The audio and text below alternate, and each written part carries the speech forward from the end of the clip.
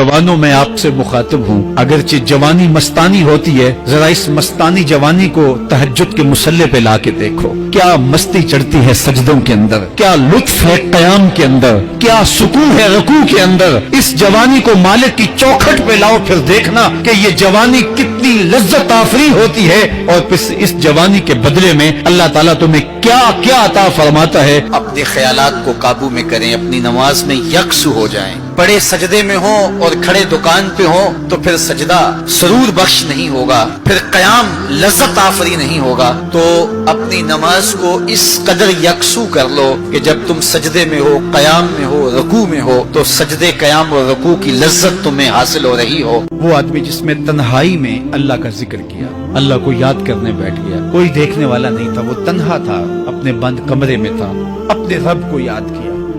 अल्लाह की याद करते करते उसकी आंखों से आंसू टपकने लगे, उसकी आंखें आंसुओं का खिराज देने लगी। तो मेरे और आपके आका मौला ने फरमाया कि ये आंसू इतने कीमती हैं, इन आंसुओं के बदले में क़यामत के दिन उसे अर्श इलाही का साया नसीब होगा। अर्श इलाही का साया उसे नसीब होगा इन आंसुओं के बदले में। रूमी अलैहि रहमा फरमाते हैं, जहां पानी गिरता है वहां सब्जा उगता है, जहां आंसू गिरते हैं वहां रहमत उतरती है।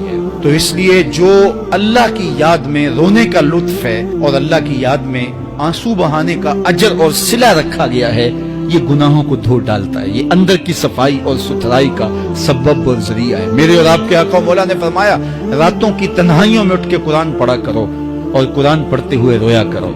फिर फरमाया, फ़इल्लम तबकू फतबाकू, अगर रोना ना आए तो रोने की कोशिश किया करो।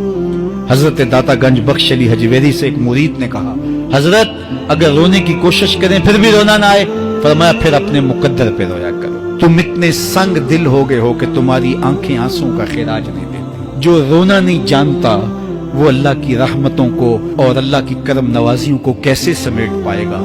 बच्चा रोता है तो माँ दूध देती है, जब बंदा अल्लाह की हुजूर इल्हाज़ारी करता है, इज्ज करता है, इनकिसारी करता है, तो अल्लाह की रहमतों को जोश आता है और अल्लाह ताला की रहमतें उस पर बरसती हैं और उसके न सिर्फ गुनाह माफ होते हैं बल्कि अल्लाह ताला उसके गुनाहों को बदल के नेकियों में तब्दील कर देता है। वरजुलुन क़ल्बुहु मुअल्लक़ुन बिल मसाजिद, वो आदमी जिसका दिल मस्जिद के साथ वाबस्ता होता है, अल्लाह के घर की तामीर, अल्लाह के घर की सफाई सुथराई, अल्लाह के घर की आबादकारी, अल्लाह के घर की हाजिरी, ये उसकी जिंदगी का मशगला है। मस्जिद के साथ वाबस्ता है, उसको जुनून है अल्लाह का घर खूबसूरत हो, अल्लाह के घर में रौनक हो, उसको जुनून है कि अल्लाह के घर में सफाई सुथराई हो, पाकीज़गी हो, लोगों का आना हो। मस्जिद के काम वो गुलामों की तरह करता है। सुनो सुनो, मेरे हुजूर ने फरमाया, कयामत के दिन अल्लाह उसे अपने अर्श का ठंडा साया अता फरमाएगा। फरमाया कुछ लोग मस्जिदों की मेखें होती है, जिस तरह लकड़ी में कील ठुक जाता है, वो भी मस्जिद में यूं ठुक जाते हैं, जब भी तलाश करो मस्जिद में मिलेंगे।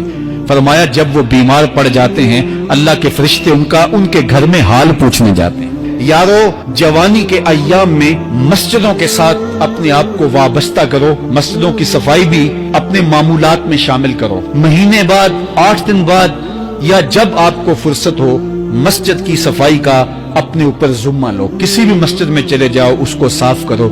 जब तुम अल्लाह के घर को धोगे, अल्लाह तुम्हारे दिल को धो देगा, तुम्हारे दिल को अल्लाह पाक कर देगा। तो ये मस्जिदें काबतुल्लाह की बेटियां हैं। अल्लाह ताला ने मस्जिदों के जरिए जीनत दी है जमीन को, जिस तरह आसमान सितारों से सजा हुआ है, जमीनें मस्जिदों से सजी हुई।